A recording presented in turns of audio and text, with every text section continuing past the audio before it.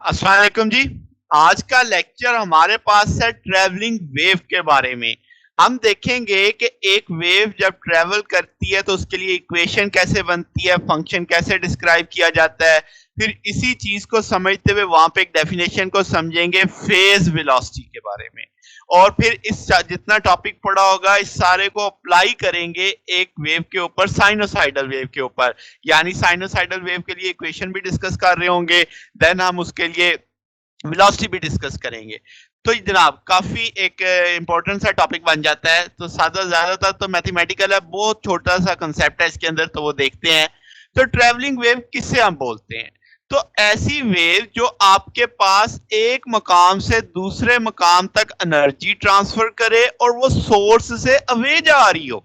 ठीक है, तो आपके पास ऐसी वेव को प्रोग्रेसिव वेव या ट्रैवलिंग वेव का नाम दे दिया जाता है। मतलब कि आप एक मुकाम पे खड़े हैं, जैसे आप बोले, आपके बोलने से आप सोर्स हैं, तो वो एक डिस्टरबेंस ट्रैवल कर रही है, वो आपसे अवे ट्रैवल कर रही है। तो इसका मतलब आप एनर्जी ट्रैवल कर रही है एक पॉइंट से दूसरे पॉइंट तक, और वो आपने सोर्स से अवे जा रही है। तो डेट इज प्रोग्रेसिव वेव और ट्रैवलिंग वेव का कंसेप्ट आ जाता है। और आप समझे कि जो आपके पास प्रोग्रेसिव वेव या ट्रैवलिंग वेव है वो एनर्जी भी ट्रांसफर करती है और मोमेंटम भी। यानी इसका मतलब उसमें एनर्जी भी है और मोमेंटम भी का कंसेप्ट भी आ जाता है।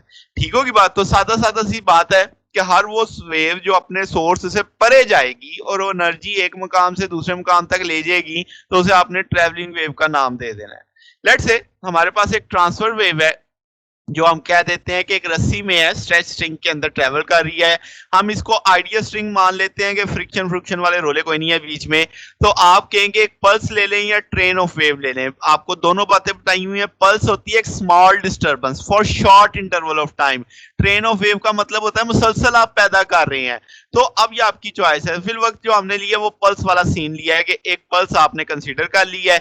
ठीक है, तो अब आप कहेंगे कि इसमें जो फ्रिक्शन लॉसेस हैं, जो अदर लॉसेस, जो भी डेसिपेशन का कंसेप्ट है, वो सारा नेग्लिजिबल ना। इसीलिए तो आइडियल का लफ्ज लिख दिया था कि आप समझे कि भाई कुछ नहीं हो रहा वहां पे, एनर्जी कोई जाया शाया नहीं हो रही। ठीक है, तो आपके पास एनर्जी डेसिपेशन नेग्लिजिबली स्मॉल है। अब ये जो आप डिस्टर्बेंस देख रहे हैं यहाँ पे, आप देखोगे कि ये एक्स वाई प्लेन में आपको दिख रही है और वेव आपको दिखनी है एक्स एक्सिस पे ट्रेवल करती हुई, जिसकी स्पीड वी हम मान लेंगे। ठीक है, ज्यादा डिटेल में आपको इस फिक पे मैं बाद में लेके जाता हूँ, पहले हम यहीं पे देखेंगे। तो जब आपने फर्स्ट टाइम देखा तो आप कहोगे कि भाई इसका जो आपकी शेप है वो इस तरह की है, और जब ये चलती जा रही है इसकी वेलोसिटी वीटी हो जाएगी। तो डिस्टेंस इसने वीटी कवर कर लिया, तो हम कहेंगे इसने वेव फॉर्म सेम रखी। क्या मतलब? जो वेव फॉर्म उसकी शुरू में थी वही वेव फॉर्म उसकी टी टाइम के बाद है। ठीक होगी बात? तो अब आपके पास ये एक तरह से हमने इसमें सिमेट्री का कंसेप्ट ले आए हैं कि टी टाइम चलने के बाद भी उसकी वेव शेप में बदलाव नहीं आया।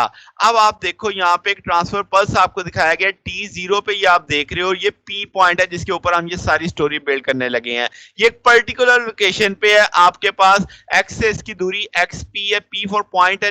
आगे हम इक्वेशन में नहीं लिखेंगे, मगर यहाँ पे सिर्फ समझाया जा रहा है कि पी पॉइंट की दूरी ओरिजिन से एक्स है और वर्टिकली कितना वाई एक्सिस पे वाई है। ठीक है, तो अब आपके पास जब हम कहते हैं ये मूव करता है, तो अब आप इसकी जो, अगर हम कहें कि भाई ये जो y है ये इसका डिस्प्लेसमेंट है, तो y अब p पॉइंट से थोड़ा सा पीछे चलो, क्या आपको y मुख्तलिफ नहीं मिलेगा? थोड़ा सा आगे आ जाओ, क्या y मुख्तलिफ मिलेगा? इसका मतलब y जो है ये इंडिकेट कर रहा है डिस्प्लेसमेंट एक पर्टिकुलर पॉइंट का, जिसे मैंने वाई पी कहा है। ठीक है, तो एक पर्टिकुलर पॉइंट को मैंने अंडर कंसिडरेशन रखा है, that is the P point. और आप देख सकते हो उसकी दूरी वाई पी है, वाई चेंज होगा तो डिस्प्लेसमेंट चेंज होगी। ठीक है, इस वाई के ये जो पी पॉइंट पे इस वक्त डिस्प्लेसमेंट है, अगर मैं कहूं कि ये इसका किस किस पे डिपेंड कर रहा है, तो आप बोलोगे एक्स पे और टी पे, कि एक सर्टेन टाइम पे ये यहाँ पे है। यानी आपके पास जो कोऑर्डिनेट डिपेंड करेंगे वो किस किस चीज पे डिपेंड करेंगे? पोजीशन पे और टाइम पे डिपेंड करेंगे। समझ आ गई बात? तो हम लिख सकते हैं कि भाई आपके पास आप y जो है वो x और t का फंक्शन है, यानी y बदल जाएगा अगर x बदलेगा, y बदल जाएगा अगर t बदलेगा। समझ आ गई बात? तो ये एक बड़ी की पॉइंट आपने समझना है कि y में जो बदलाव है वो x और t के ऊपर डिपेंड कर रहा है। ठीक होगी बात जनाब? अब आगे चलते हैं। लेट्स से हम कहते हैं जब t 0 था तो आपने इसे रिप्रेजेंट कर दिया y is equal to xt, क्योंकि आप कह चुके हो कि y डिपेंड कर रहा है किस पे, x और t पे। जब t 0 है तो t 0 कर दिया, fx कर दिया। f क्या है? f वो फंक्शन है जो वेव की शेप बता रहा है। साइनोसाइडल होगा तो साइन आ जाएगा, कोसाइन होगा कोसाइन फंक्शन होगा तो कॉस का फंक्शन आ जाएगा, यानी एक फंक्शन होगा जो मुझे उसकी शेप को समझा रहा होगा। तो इक्वेशन 1 समझ आ गई। t 0 पे यानी जब आप बिल्कुल फर्स्ट इंस्टेंट पे जब आपने देखा t 0 था तो उस वक्त ये फंक्शन आपके पास जो y था वो f ऑफ x के बराबर था। अब क्या है जनाब, टी टाइम गुजर गया, हम कह देते हैं कि वेव फॉर्म जो है ना वो ही फंक्शन डिस्क्राइब करना है, यानी जो फंक्शन उसका टी 0 पे था ना उसी फंक्शन से डिस्क्राइब करना है। क्यों? क्योंकि मैंने अज्यूम किया है कि आपके पास ट्रेवल करते वक्त उसकी शेप में चेंज नहीं आ रही। ये चीज मैंने अज्यूम कर ली हुई है कि भाई आपके पास उसकी शेप में चेंज नहीं आ रही, तो फंक्शन ने तो शेप ही बतानी है ना, एफ ऑफ एक्स ने तो शेप ही बतानी है, तो सेम फंक्शन होना चाहिए जो आपका टी 0 पे था और टी टाइम इंटरवल के बाद। अब आप इस चीज को यूं समझ लें, यहीं से पहले समझ लेते हैं ज्यादा अच्छा है कि आप चलते चलते आप यहाँ पे आ गए, ये ओ प्राइम है, यानी एक नया ओरिजिन आपने डिफाइन कर लिया, वो वही पी पॉइंट है। अब आपके पास ये जो दूरी है उसने कितना फासला तय किया, डेट इज वी टी। आपने एक्स जो फासला उसे एक्स पी, यहाँ पे एक्स पी नजर आ रहा है ना, तो ओरिजिन के लिहाज से एक्स पी ये है। तो अब आप एक्स फासला कितना निकालोगे, एक्स प्राइम कह लो, तो वो आप कहोगे एक्स पी में से वी टी माइनस कर दो तो एक्स प्राइम हासिल हो जाएगा। एक्स प्राइम कहाँ का फासला है, नए वाले ओरिजिन से पी पॉइंट का। समझ आ गई बात? मैं तसल्ली से दोबारा बताता हूं, ओरिजिन से चलते चलते चलते चलते चलते मैं यहां तक पहुंच गया, जो मेरी दूरी थी एक्स पी थी जो पहले आपको यहां पे दिखाई दे रही है, अब नई वाली ये है। अब मैं कहता हूं यहां से एक ओरिजिन से दूसरे ओरिजिन तक का फासला कैसे पता चलेगा, आप कहेंगे s is equal to v t से। तो अब आपके पास जो अगली दूरी है यानी एक्स प्राइम जिसे मैं कह सकता हूं वो नए ओरिजिन से पी पॉइंट तक की, वो कैसे होगी, एक्स पी में से एक्स टी वी टी निकाल देंगे तो फिर वक्त में एक्स पी को तो एक्स ही कह रहा हूं। तो अब आप जरा समझे इस बात को यूं कि भाई आपके पास ओरिजिन जो था वो अब आपने उसको रिलेटिवली उसके साथ डिस्क्राइब कर दिया एफ प्राइम के साथ, जैसे आप यहां पे देख सकते हैं वो प्राइम, तो ये एफ प्राइम एक्स वहां पे आ गया। तो अब आपके पास जो है एक्स प्राइम आप कैसे निकाल सकते हो, एक्स माइनस वी टी, यानी एक्स जो टोटल दूरी थी उसमें से वी टी माइनस कर देंगे तो आपको एक्स प्राइम हासिल होगा, जो कि किसके बराबर होगा, एक्स माइनस वी टी के बराबर होगा। एक्स टोटल डिस्टेंस है और शुरू असल वाले ओरिजिन से, वी टी ओरिजिन टू आपके कोऑर्डिनेट टू कोऑर्डिनेट का डिस्टेंस है, तो एक्स में से वी टी निकाल दो तो आपको एक्स प्राइम बाकी बचेगा। तो ये चीज आपने यहां पे लिखी हुई है, ठीक होगी बात? तो अब सेम फंक्शन डिस्क्राइब करेगा हमारी इसी वाली शेप को। तो अब आपके पास चूंकि आपकी शेप तो बदल नहीं रही, तो f y is equal to x t बराबर आ जाएगा एफ ऑफ एक्स प्राइम, और जो बराबर होगा किसके, F x minus v T के। तो आपने कहा कि फंक्शन वो सेम शेप रख रहा है जैसे कि टी टाइम जब 0 था जो उस वक्त शेप थी, तो सेम फंक्शन हो गया। तो अब आपका यहां से क्या हासिल क्या हुई बात, इस बात को, ये बड़ी अहम बात है कि इक्वेशन 1 जो शेप बता रही है इक्वेशन 2 भी वही शेप बता रही है। तो हमने किया क्या, हमने कुछ भी नहीं किया, हमने जस्ट वो जो फंक्शन था जो जिसमें शेप चेंज नहीं हो रही, तो किसी भी वो शेप का हो सकता है, खैर यहाँ पे तो आपको एक सर्टेन शेप दिख रही है, वो हम किसी भी शेप के लिए बात कर सकते हैं। तो आपने जस्ट किया क्या, आपने x माइनस वी टी लगा दिया x की जगह, ठीक है? तो इसका मतलब फंक्शन हर जगह पे एक जैसा अपीयर होगा। तो ये बात समझनी है कि अगर आप इस अजम्पशन के साथ जा रहे हो कि भाई आपकी जो वेव है वो अपनी शेप चेंज नहीं कर रही, तो आप सर्टेन टाइम के बाद वही एक वैल्यू लगाओगे जो कांस्टेंट होगी, तो उसकी वही शेप आएगी आपके पास, ठीक है? जैसे आप मिसाल देखें यहाँ पे कि एफ एक्स बराबर है किसके, एक्स स्क्वायर के, तो आप f x minus v t किसके बराबर लिख दोगे, x minus v t whole square. बात समझ आई? जस्ट आपने रिप्लेस किया है, फंक्शन वही रहेगा, शेप वही रहेगी आपके पास। तो इसी सोच के तहत हम चलते हैं अब वेलोसिटी की तरफ। फेज वेलोसिटी हम कैसे निकाल सकते हैं, तो आप कहोगे फेज वेलोसिटी है कि हमने क्या अज्यूम किया अब तक कि आप जो एक्स एक्सिस पे जा रहे हो, जो आपका वाई डिस्प्लेसमेंट है वो आपके पास डिपेंड करता है किस पे, एक्स और टी पे, कॉम्बिनेशन के अंदर एक्स माइनस वी टी पे भी वो डिपेंड करेगा किस पे, एक्स और टी पे।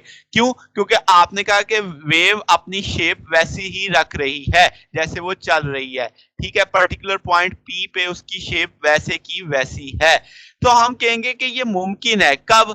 अगर आपके पास, जब हम कहेंगे कि x कोऑर्डिनेट जो P पॉइंट है वो इंक्रीज करे जैसे-जैसे टाइम इंक्रीज करता है, किस तरीके से कि x माइनस vt आपका कांस्टेंट वैल्यू रखे किसी भी लोकेशन पे जो वेव आपके पास बनती जा रही है।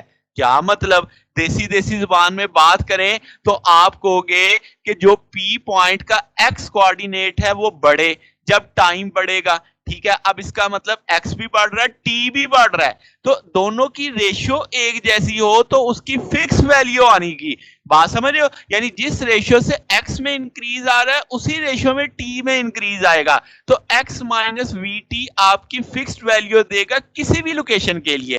बात समझ आ गई आपको? तो इसका मतलब x माइनस vt का जवाब हर बार एक जैसा आएगा, तो मैंने लिख दिया कि x माइनस vt कांस्टेंट है। अगर ये कांस्टेंट है तो आप कह सकते हो कि भाई जो ये इक्वेशन है ये फेज आपको बता सकती है, मोशन ऑफ द फेज। कैसे? जब आप विद रिस्पेक्ट टू टी चलो डिस्क्राइब करते हो तो dx ओवर डी आपके पास dt बराबर आ जाएगा माइनस v के, तो यहां से वेलोसिटी हासिल कर सकते हो, यानी दोनों तरफ आपने v से डिफरेंशिएट कर दिया है। तो जनाब ये जो वेलोसिटी निकली ना, इसे आप फेज वेलोसिटी कहते हो या वेव वेलोसिटी कहते हो। अब ये किस पे इंडिपेंडेंट है? ये आपके पास, यानी हम कह सकते हैं कि वेव की प्रॉपर्टी पे नहीं डिपेंड करती, ये सिर्फ डिपेंड करती है किस पे? प्रॉपर्टी ऑफ द मीडियम पे। बात समझ गए? यानी ना ये आपके पास x पे डिपेंड कर रही है, ना ये आपके पास किसी भी चीज पे, वेव के किसी फंक्शन पे डिपेंड नहीं कर रही, ये डिपेंड कर रही है मीडियम की प्रॉपर्टी पे।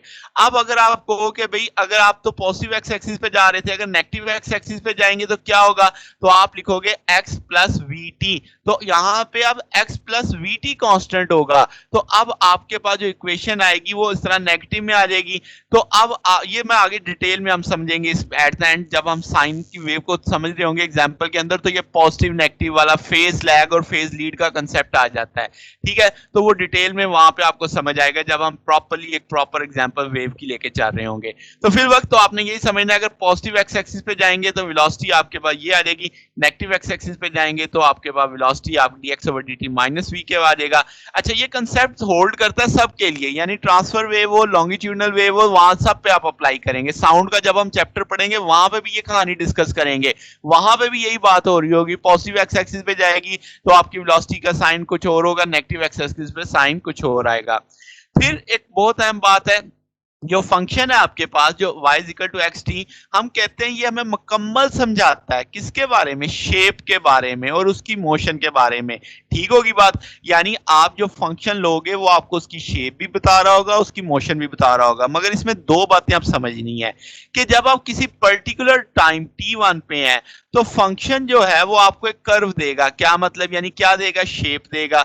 ये जो कर्व होगी ये उसकी एक्चुअल शेप ऑफ स्ट्रिंग होगी एट टाइम t1 जो आपने लिया है, और आप इसे समझोगे जैसे आपने तस्वीर खींच ली किसी वेव की, ठीक है, इस तरह ये प्रेजेंट होगी। मगर जब आप किसी एक पर्टिकुलर पॉइंट पे देखोगे, यानी पूरी रस्सी को नहीं देख रहे, पूरी स्ट्रिंग को नहीं देख रहे, एक पर्टिकुलर पॉइंट को देखोगे एक फर्स्ट फिक्स कोऑर्डिनेट पे, तो फिर ये जो फंक्शन है ना ये अब आपके पास y कोऑर्डिनेट ऑफ उस पॉइंट का देगा एट दैट टाइम। ठीक होगी? ये फर्क समझना है कि अगर आप पूरी वेव के लिए चाह रहे हो, पूरे यानी पर्टिकुलर टाइम के लिए दे, तो वो आपको पास पूरी कर्व डिफाइन कर देगा। मगर अगर आप किसी एक पर्टिकुलर पॉइंट पे जा रहे हो तो ये फिर उस पॉइंट का आपको कोऑर्डिनेट देगा, ये समझना है आपने। ओके होगी बात जनाब? तो ये एक बहुत अहम पॉइंट था। अब जरा साइनोसाइडल वेव की मिसाल इसमें लगाते हैं। तो लेट्स से जी हमारे पास एक ट्रांसफर वेव है जो साइनोसाइडल शेप की है, t0 पे आपने उसका फंक्शन डिफाइन कर दिया, आपने पढ़ा था y equal to x t, इसे मैंने ft कह दिया है, और ym sin 2 pi over lambda into x के तौर पे आ गया है। 2 पाई बाई लैम्डा याद है ना? आपने क्या पढ़ा है? वेव नंबर के तौर पे पढ़ा था इस चीज को, ठीक है। तो अब आपके पास यहाँ पे ये जो शेप है आप देख सकते हैं फिग में, जो आपकी रेड कलर में आपको डार्क रेड में दिख रही है, t0 पे है, और जब वेव थोड़ी आगे चली गई है तो टाइम t आपको दिख रहा है। तो यहाँ पे आपको ym क्या शो कर रहा है? एम्पलीट्यूड, यानी मैक्सिमम डिस्प्लेसमेंट जो आपका वेव का है, ठीक है। अब जैसे जैसे आपके पास वेव ट्रेवल करेगी तो आप कहोगे कि x पे ये चल रही है तो x plus lambda, x plus 2 lambda, यानी एक एक लैम्डा के डिफरेंस के बाद आप डिस्कस कर रहे हैं, ठीक है? तो आपके पास इस सेम वैल्यू आएगी, यानी अगर आपसे कहा जाए कि भई आपका डिस्प्लेसमेंट देखना है, तो जो डिस्प्लेसमेंट x पे है, वही डिस्प्लेसमेंट दोबारा कब मिलेगा? x प्लस लैम्ब्डा पे। वही डिस्प्लेसमेंट दोबारा कब मिलेगा? x प्लस 2 लैम्ब्डा पे।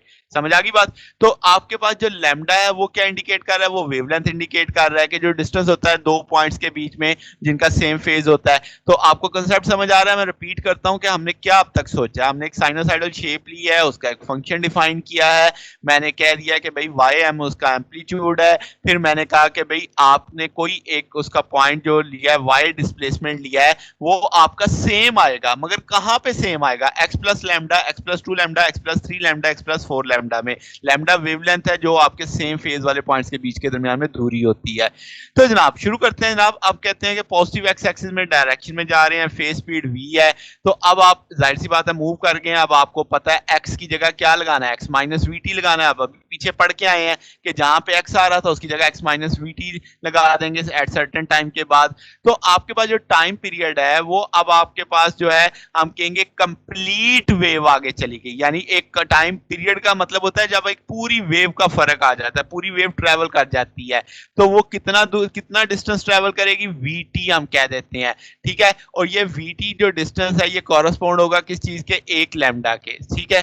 तो हमने जो वी टी दूरी है यानी जो उसने फासला तय करना है वो मानना है कि 1 लैम्डा, ताकि आपका सेम डिस्प्लेसमेंट हासिल हो आपको। अच्छा जी, तो v is equal to f lambda पड़ा हुआ है, वहां से आप 1 ओवर टी कर लेंगे, v lambda is equal to v t हासिल कर सकते हैं। तो यहाँ से v किसके बराबर आ जाएगा? लैम्डा ओवर टी के। तो अब आपने क्या किया कि ये जो v की वैल्यू लगी हुई थी, आप यहाँ पे वैल्यू प्लेस कर सकते हैं कि भाई अब आपके पास लैम्डा भी है, आपने दो जगह पे वैल्यू प्लेस की, 2 पाई बाई लैम्डा था, तो लैम्डा की जगह क्या लगा दिया? We T. समझ आ गई बात? फिर आपने क्या किया कि वी टी अंदर ज़रब खा गया, चीज़ों से आपके पास थोड़ा सा एडजस्ट कर देना है कि ऐसे x ओवर आपके वी टी की जगह दोबारा फिर से लैम्डा कर दिया, यहाँ से v से कट जाएगा तो t ओवर टी आ गया। तो इसका मतलब सोचो कि ये जो इक्वेशन 2 है ये क्या बता रही है? ये कह रही है कि जो आपके पास एट एनी टाइम जो अब आप t को वेरी करो, ये वाले t को वेरी करो, तो क्या होगा? आपके पास सेम आंसर आएगा। अगर आप t जीरो कर दो तो आप कहोगे x plus lambda, x plus 2 lambda, ये सेम वैल्यू देगा y। इसी तरीके से आप कह सकते हो कि किसी सेम पोजीशन पे यानी x में आप बदलाव लाओ, जब आप x में बदलाव लाओगे तो t प्लस 2 प्लस t पे उसकी सेम वैल्यू आएगी। ये बात मैं प्रूफ करता हूं मैथमेटिकली, जरा इसका प्रूफ देखते हैं कैसे हम इस चीज को देख रहे हैं। तो जनाब लेट्स से मैं थोड़ा सा इसे और नीचे कर देता हूं ताकि आप समझ सकें। लेट्स से फंक्शन वो नजर आ गया आपको, y एक्स टी है, y m sin 2 पाई। अब आप पोजीशन में देखो क्या कर रहे हो, x प्लस लैम्डा, यानी आपने x प्लस लैम्डा किया, आपने उसमें वैल्यू प्लेस कर दी। इसको सॉल्व करें तो x ओवर लैम्डा प्लस 1 लिखा जा सकता है। आप 2 पाई को अंदर ले जाओ, जब आप 2 पाई को अंदर ले जाओगे तो आप थोड़ी सी अरेंजमेंट बस आपने करनी है कि 2 pi by x over lambda minus 2 pi by T को एक तरफ कर लेना है, 2 पाई एक तरफ कर लेना है। और हम जानते हैं साइन में 2 पाई ऐड हो तो कोई वैल्यू नहीं आ, कोई फर्क नहीं पड़ता। तो इसका मतलब जो वैल्यू शुरू में लेके चले थे आप वही एंड पे हासिल हो गई। तो अब अगर आप हमको पढ़ा हुआ 2 पाई बाई लैम्डा के होता है और ओमेगा 2 पाई बाई टी होता है, तो क्या ये वैल्यू लिखी जा सकती है कि y is equal to x t y m sine के एक्स माइनस ओमेगा टी। अब जरा देखते हैं कि जब हम यानी पोजीशन में आप कहेंगे कि आपके पास गिवन पोजीशन पे टाइम में बदलाव लाएं, तो आप देखो जब आपने t प्लस टी में चेंज किया, पहले आप पोजीशन चेंज कर रहे थे, ठीक है, गिवन टाइम पे t सेम रखा, x में बदलाव आया, अब आप x सेम रख रहे हैं और t में टाइम के लिहाज से वेरिएशन को स्टडी कर रहे हैं। तो अब आप कहोगे t प्लस टी यानी एक टाइम पीरियड आगे चले गए, तो आप उसी को उस तरह सॉल्व करोगे तो सेम उसी तरीके से साइन में से 2 पाई माइनस कर दो, ऐड कर दो, कोई फर्क नहीं पड़ने वाला, तो सेम आपको जवाब हासिल हो जाएगा। उसी तरीके से आप 2 पाई बाई लैम्डा को k कह दोगे, 2 पाई बाई टी को ओमेगा कह दोगे, वही जवाब आ गया। तो क्या हासिल हुआ? अब आपने जो चीज बनाई यहाँ पे दोनों पे, ये आपके पास साइंस ट्रेवल करती है पॉजिटिव एक्स डायरेक्शन में। अगर मैं इसके जगह नेगेटिव की जगह पॉजिटिव लगा दूं तो आप कहोगे नेगेटिव एक्स डायरेक्शन में लगा रही है। ये पीछे हमने पढ़ा मगर अब हम डिटेल में इसे समझने वाले हैं कि आपने एक फंक्शन डिफाइन किया है। अगर आप के एक्स में से माइनस ओमेगा टी कर रहे हैं, माइनस का साइन आ रहा है तो इसका ना पॉजिटिव एक्स डायरेक्शन में जाएंगे, और अगर ये पॉजिटिव का साइन आ रहा है तो इसका ना नेगेटिव एक्स डायरेक्शन में जाएंगे। क्यों, जरा ये समझते हैं। तो आप कहोगे कि भाई आपने जो एक जनरल सा एक्सप्रेशन बना दिया के x minus omega t minus five, ये जो माइनस फाइव आया ना, ये जो अपीयर हो रहा है that is called phase of the wave, ठीक है, ये हमें सारा समझाएगा पॉजिटिव एक्स डायरेक्शन और नेगेटिव एक्स डायरेक्शन के बारे में। अगर दोनों का सेम फेज है, इसका मतलब वो आपके पास डिफर कर रही है इंटीग्रल पर, तो हम बोलेंगे वो इन फेज है, यानी आपके पास सेम मोशन हो रही है आपके पास सेम टाइम में। क्या मतलब कि आप दो वेव्स का कंपैरिजन कर रहे हो, के एक्स माइनस ओमेगा टी दोनों का सेम है। अब अगला जो फाई आया जिसे मैंने फेज ऑफ द वेव का, वो तय करेगा कि अगर वो डिफर कर रहा है 2 पाई के साथ, यानी यहां पे लिखा हुआ है के x minus omega t minus 2 phi या पॉजिटिव 2 पाई, तो इसका मतलब वो उनके दरमियान में वो सेम है, इन फेज सेम मोशन चल रही है। तो आपके पास फाई को मैंने कहा कि ये फेज कांस्टेंट है। अच्छा, अब वो जो पॉजिटिव नेगेटिव वाली कहानी जरा वो देख लेते हैं कि आपके पास फेज से उसकी शेप में बदलाव नहीं आएगा। क्यों? क्योंकि ये सिर्फ मुझे बता रहा है कि ये आगे जा रही है या पीछे जा रही है, यानी पॉजिटिव एक्स पे जा रही है या नेगेटिव एक्स पे जा रही है। तो फेज कांस्टेंट आपने पॉजिटिव कंसीडर करना है। क्यों? क्योंकि आपके पास जो कॉरेस्पॉन्डिंग वेव है जिसका मुआवजना कर रहे हैं, जो वेव आपकी दी गई है और जिस वेव का आप मुआवजना कर रहे हैं, तो अगर उनके बीच में फाई जीरो है तो इसका मतलब ये होगा कि आपके पास यानी जीरो, आपके पास माइनस ओमेगा टी आ जाएगा, तो वो नेगेटिव साइन आ जाएगा। इसका मतलब एक वेव दूसरी वेव को लीड कर रही है। बात समझ आई? तो अगर आपके पास हम इसे नेगेटिव फाई रख देते हैं तो इसका मतलब क्या होगा कि आपके पास वो उसमें से पीछे आपके पास, यानी वो उसके बिहाइंड वेव कर रही है। जब आप फाई जीरो करोगे तो आप कहोगे वेव क्या कर रही है, लैग कर रही है। बात समझ आई? तो अब आपके पास यानी कि दो वेव का मुआवजना किया, एक वेव का फाई कितना है, जीरो, और दूसरी वेव में फाई क्या रखा, पॉजिटिव। तो अब आप ये बोलोगे कि इसका मतलब वो आपके पास क्या कर रही है, लीड कर रही है। और एक वेव जिसका फाई जीरो है और दूसरी वेव जिसका फाई क्या है, नेगेटिव है, जब आप उनका मुआवजना करोगे तो आप बोलोगे वो दो जिसका नेगेटिव है वो क्या कर रही है, लैग कर रही है। समझ आ गई बात? तो अब आपके पास यहाँ पे आपको समझ आ गई कि जनाब जब आप फंक्शन को डिस्क्राइब करेंगे तो अगर आपके पास के एक्स माइनस ओमेगा टी है तो पॉजिटिव एक्स एक्सिस पे जा रहे हैं, के एक्स प्लस ओमेगा टी है तो नेगेटिव एक्स डायरेक्शन की जानिब आपकी मोशन होगी। ये जनाब अभी अब तक आपने इसका डिस्प्लेसमेंट देखा। अब जरा हम इसकी वेलोसिटी देखते हैं। तो आप कहेंगे कि लेट्स से एक पर्टिकुलर पॉइंट है, जैसे मैंने कहा एक पॉइंट हम डिस्कस कर रहे हैं जो कि वाई डायरेक्शन में है, तो हम उसकी डिस्क्राइब करेंगे स्पीड के, जो आपके पास जो वेव स्पीड होगी वो एक्स डायरेक्शन के अंदर हम कहेंगे ये ट्रांसफर मोशन ऑफ पार्टिकल, उस पार्टिकल की जो स्ट्रिंग के पार्टिकल है उसकी स्पीड है। तो जनाब आपके पास आपने फंक्शन क्या देख चुके हैं, y is equal to xt y m sin की x minus omega t minus phi. इसका एक दफा डेरिवेटिव लेंगे तो वेलोसिटी आ जाएगी, फिर दोबारा डेरिवेटिव लेंगे तो एक्सेलरेशन आ जाएगा। तो ये अब आपकी वेलोसिटी आ गई ट्रांसफर वेव की। फिर जनाब क्या है, अब एक डेफिनेशन हमने पढ़ी ग्रुप स्पीड। आपके पास जो वेव की स्पीड किसी मीडियम में है वो उसकी फेज स्पीड कहलाती है। ठीक है, हम कहेंगे कि हम फेज स्पीड के टर्म किसके लिए यूज करते हैं, ऐसी वेव्स के लिए जो अपनी शेप चेंज ना करें। ठीक है, जैसे साइन वेव आपके पास है, वो जब भी चलेगी साइन वेव ही बनाती चली जाएगी, तो हम कहेंगे उसने अपनी शेप चेंज नहीं की, तो उसकी स्पीड जो हम बताएंगे दैट इज किस टर्म से बताएंगे, फेज स्पीड से। तो वो टूल क्या आ जाएगा, ओमेगा बाई के आ जाएगा। फिर ग्रुप स्पीड हम किसके लिए, जो कॉम्प्लेक्स वेव्स होती हैं, जब ग्रुप ऑफ वेव आ जाती हैं तो तब हम उसकी जो स्पीड बताते हैं वो ग्रुप स्पीड से बताते हैं। जैसे आप स्क्वायर वेव कह लो, सॉटूथ वेव कह लो। तो अगर आपने फोरियर सीरीज पढ़ा हो तो आपको पता है कि स्क्वायर वेव कॉम्बिनेशन होता है साइनोसाइडल और कोसाइन वेव्स का। ठीक है, इसलिए कॉम्प्लेक्स वेव का लफ्ज लिखा गया यहाँ पे। तो आपके पास इसका अंदर उसकी स्पीड हम ग्रुप स्पीड से बताएंगे, फेज स्पीड से नहीं बताएंगे। तो आपके पास यानी इससे लिखेंगे वीजी बराबर है dw बाई dk। अब जो डिस्पर्सिव मीडियम का कंसेप्ट है कि मीडियम जो होता है जिसमें वेलोसिटी डिपेंड करती है, हमने शुरू में कहा कि वेव की प्रॉपर जो वेव स्पीड है वो वेव की प्रॉपर्टीज पैरामीटर्स पे डिपेंड नहीं कर रही होती, मीडियम पे डिपेंड कर रही होती है। तो हम कहेंगे कि भाई आपके पास मीडियम जिसमें वेलोसिटी डिपेंड करती है, velocity of the wave depend करती है वेवलेंथ पे, वो कहलाता है डिस्पर्सिव मीडियम। ठीक है, तो वो वेव जिनकी वेलोसिटी चेंज हो जाती है, यानी उनकी वेवलेंथ में चेंज आता है, तो उसे डिस्पर्सिव वेव का नाम दिया जाता है। बात समझ रहे हैं कि आपके पास वेलोसिटी जिनकी डिपेंड करती है यानी वेवलेंथ की चेंज पे मीडियम के अंदर, यानी एक मीडियम में वेवलेंथ कुछ हो रहा है, मीडियम बदलेगा तो वेवलेंथ बदल जाएगी। तो अब ऐसा मीडियम जिसमें ऐसा कुछ होगा वो कहलाएगा डिस्पर्सिव मीडियम, और वो वेव क्या कहलाएगी, डिस्पर्सिव वेव कहलाएगी। तो इसका अंदर डिस्पर्सिव मीडियम जब हम देखते हैं तो मुख्तलिफ मुख्तलिफ वेव्स की मुख्तलिफ स्पीड आती है आपके पास। तो अब आपके पास जैसे हम ग्लास की बात करें तो आप कह सकते हो कि ग्रुप स्पीड और फेज स्पीड आपके पास डिफरेंट हो जाएंगी। फिर इसी तरीके से नॉन डिस्पर्सिव मीडियम जब हम देखते हैं तो इसका मतलब तमाम कंपोनेंट सेम स्पीड के साथ चल रहे होंगे, क्योंकि उसमें आपके पास डिस्पर्शन नहीं हो रही होगी। जैसे साउंड वेव एयर में चलती है, लाइट वेव एयर में चलती है। तो ये एग्जांपल किसकी है? नॉन डिस्पर्सिव मीडियम की। और डिस्पर्सिव मीडियम की जैसे आपने ग्लास देखा तो इसका ना ग्लास के अंदर स्पीड कुछ और होगी, ग्लास के बाहर स्पीड कुछ और होगी। तो ये चीज आपने समझनी है। तो ये जनाब आज का हमारा टॉपिक था। अगर आपको इसमें कोई बात पूछनी हो, कोई डाउट हो तो नीचे कमेंट्स में पूछ सकते हैं। वीडियो अच्छी लगी हो तो वीडियो को लाइक कीजिएगा, दोस्तों के साथ शेयर कीजिएगा, चैनल को भी सब्सक्राइब कर दीजिएगा।